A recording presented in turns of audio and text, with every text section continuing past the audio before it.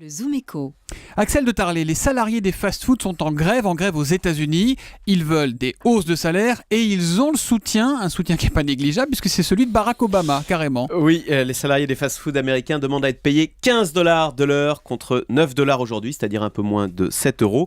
C'est le problème de cette reprise américaine, elle ne profite qu'aux riches. Au cours des 3 dernières années, les 1% des Américains les plus riches ont vu leurs revenus bondir de 31%, alors que la classe moyenne, elle, n'a toujours pas retrouvé le niveau de 2007. Et le salaire médian a même reculé l'an dernier aux États-Unis.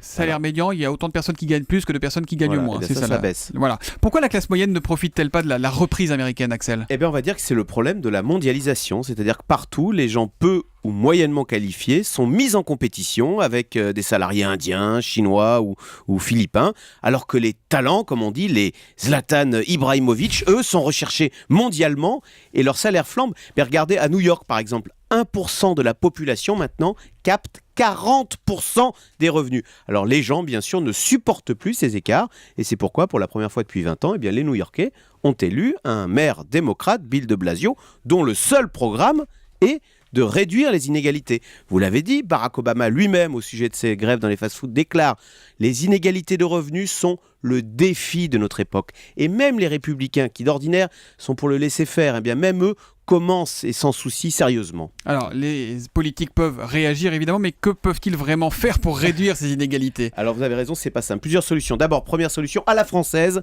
relever le SMIC, qui est de 7,50 $ aux États-Unis. C'est ce que propose Barack Obama. Le problème, quand vous relevez le SMIC, c'est que vous tuez des emplois peu qualifiés.